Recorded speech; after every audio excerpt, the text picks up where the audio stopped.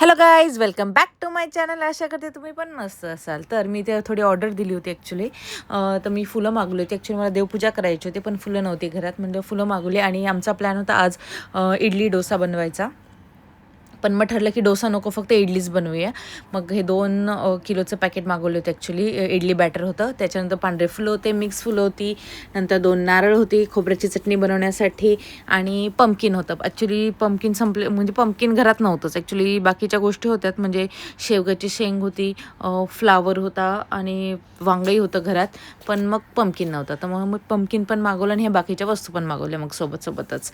मग नंतर हे झाल्यानंतर मी हे काढलं सगळं जागेवर ठेवलं. आणि हां सॉरी, आणि गुलाबाची फुलं पण होते गणपती बाप्पासाठी. तर हे मागवलं, तर मी आताच धुवून घेतलं, 2-3 वेळेस पाण्याने धुवून घेतलं, आणि मग त्यात थोडं पाणी घालून मीठ घालून असं ठेवलं. मग परत 2-3 वेळेस धुतलं, आणि मग वांगं चिरलं, नंतर शेवग्याची शेंगाई चिरली, आणि जे होते क्यूब्स आलेले आपले पंपकिनचे ते पण मग स्वच्छ 2-4 पाण्याने धुवून घेतले. मग कुकरमध्ये टाकले. मग कुकरमध्ये थोडंसं हे घातलं, काय म्हणतात, पाणी घातलं आणि थोडंसं हिंग घातलं, आणि मग एक बॉईल केलं. ॲक्च्युली मला एकच छोटीशी बॉईल आणायची होती, म्हणजे 5 मिनटासाठी, पण ते 5च्या ऐवजी 7 मिनटासाठी बॉईल झालं. त्याच्यामुळे जे पंपकिन आणि थोडी वांगी होती ते थोडेसे जास्तच शिजल्या गेले. मग मी एका साईडला ठेवलं इडलीचं पात्र, आणि जे पॅकेट होतं ते ओपन करून घेतलं. त्याच्यात थोडंसं तेल घातलं आणि मीठ घातलं. एक घालून थोडं हलवून घेतलं, आणि मला असं वाटलं की पाण्याचे पण थोडंसं कमी पडेल, तर मग पाणी पण घातलं, आणि इडली फटाफट लावून घेतलं. या साईडला ते ठेवलं होतं.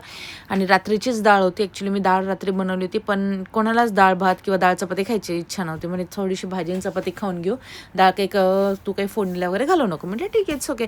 मग मी तशीच डाळ ओतली छोट्या भांड्यात आणि फ्रीजमध्ये ठेवून दिली. म्हटलं चला आज कामाला येऊन जाईल. तर मी फटाफट इडलीचं तिथे ओतलं. त्यानंतर जी डाळ होती ती फ्रीजमधून पण काढून साईडला ठेवली होती, आणि मग 2 भांडे तसं फटाफट ओतून इडली आपल्या तयार करायला ठेवून दिल्या. त्यानंतर इथे फटाफट ओतलं, आणि माझ्या घरात इडली, त्यानंतर डोसा आणि आप्पे आणि उत्तप्पा आणि कांदा उत्तप्पा किंवा कांदा टोमॅटो हे जे प्रचंड प्रमाणात आवडलं जातो, आणि ते खातात पण भरपूर. म्हणजे आम्ही इडली जर बनवली सकाळी, तर आमची सकाळी आणि दुपारी आम्ही मस्त इडलीमध्ये भरपूर अशी चटणी, इडली सांबार आम्ही आरामात आमचं तिघांचं होऊ शकतं. त्याच्यामुळे आम्हालाच कंटाळा येत नाही असं की आता सकाळीच इडली खाल्ली, आता दुपारी नको, किंवा दुपारी खाल्लेली मग आता संध्याकाळी नको. तर मग मी कसा प्लॅन केला होता, म्हटलं असं बनवूया आपण, थोडा ब्रंच टाईपच करूया. मी म्हटलं थोडं उशिराच मी इडली बनवली, म्हणजे सकाळचंही होऊन जाईल आणि मे बी दुपारचंही होऊन जाईल, किंवा मग जरी झालं तरी मग 11, 11:30, 12च्या दरम्यान खाल्लं तर मग दुपारचं पण होऊन जातं. पण मग ॲक्च्युली आम्हाला लागली होती संध्याकाळी भूक, तर त्या आम्ही छोट्याशा भुकेसाठी आम्ही बनवले ते पोहे.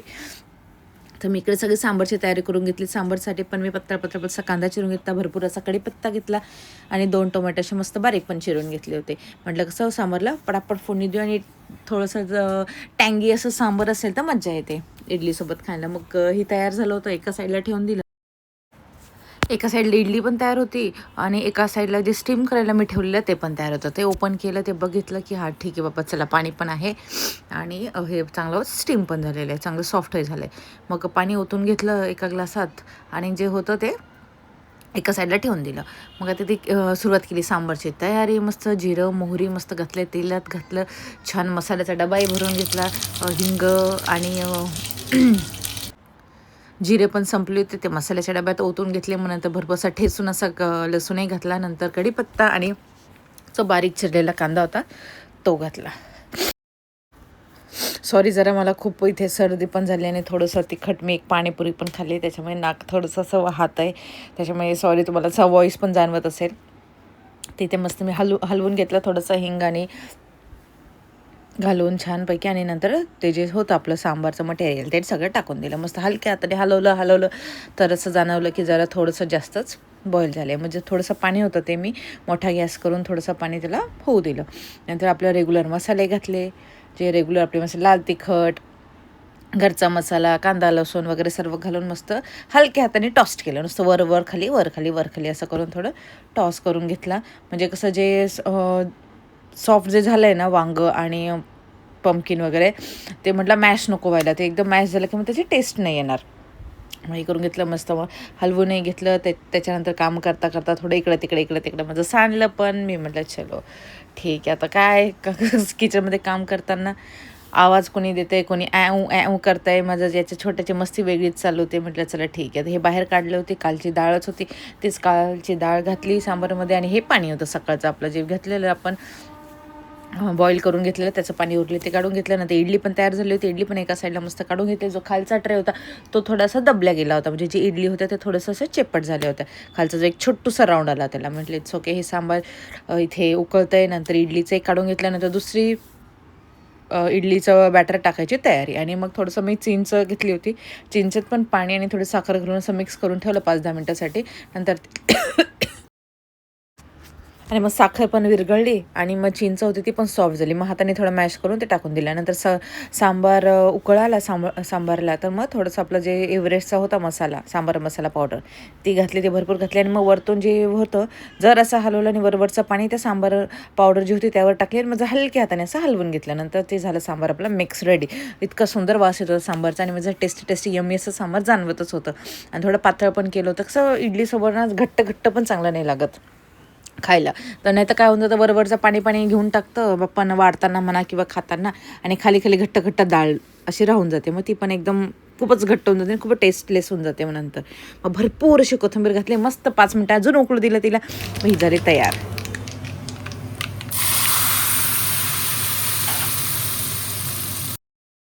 मग मी आमच्या दोघांना वाढून दिलं, माझ्या सासऱ्यांना आणि माझ्या नवऱ्याला वाढून दिलं. नंतर माझ्या मुलाने खाल्लं, त्याला थोडंसं जास्त काही भूक नव्हती. तो म्हणे मामा मी सकाळीच तर दूध पिलं होतं, म्हणून आता काही जास्त भूक नाही. मी लेट्स ओके, चल ठीक आहे, थोड्या वेळाने तू बस माझ्यासोबत. मग तो आम्ही नंतर दोघांनी खाल्लं पोट भरून मस्त आमचं. झाल्यानंतर हा छोटा होता, छोट्याला पण मी तेच केलं. इडली घेतली आणि थोडीशी डाळ मी त्याला वेगळीच लावली होती मुगाची. ॲक्च्युली ती थोडीशी मिक्स करून मग त्याला दिली. मग त्याने खाल्ली. नंतर तो दुपारी झोपला, मी त्याला झोपवलं. दुपारी असं झोपला की शांत घर जरा शांत वाटतं, मला पण थोडा आराम मिळतो. आराम म्हणण्यापेक्षा माझे बाकीचे कामं जे होत असतात. तर दुपारी कावळाही आला होता, त्यालाही मी इडली दिली, त्यांनी इडली खाल्ली ॲक्च्युली. आणि नंतर डायरेक्ट आता आलो आपण संध्याकाळी. तर संध्याकाळी मी काय केलं, याच्यासाठी ही नाचणीची पेस्ट बनवली होती आणि जर असं तूप घालून वगैरे बनवली होती. तर ॲक्च्युली मी पावडर तयारच करून ठेवली होती. नंतर ते पाण्यात घातलं, तूप घालून थोडंसं भाजलं की होऊन जाते. मग असं घट्ट अशी झाली होती एकदम मस्त. आणि नंतर थोडं मी काय केलं, एका प्लेटमध्ये पाणी घेतलं आणि त्याच्यात ठेवलं. ते म्हटलं कसं पाणी थंड होईल, एकदम नॉर्मल झालं की मग मला त्याला खाऊ घालायला. मग मी ती पेस्ट घेतली, त्याच्या वाटीत चमच्यात घेतली, त्याची वाटीने एक चमचा वेगळा ठेवलेला आहे ना मी, तर त्या वाटीत घेतले, चमच्यात घेतले आणि मग त्याला भरवली. त्यालाही आवडते नाचणी, तोही काय कानकून काही करत नाही खाताना. मस्त त्याने खाल्लं, त्याने पण एन्जॉय केलं. मग रात्री कसं फीड करता तो झोपी पण जातो नंतर रात्री. इथे बघू शकता, मस्त एन्जॉय केलं त्याने. आणि थँक्यू फॉर वॉचिंग.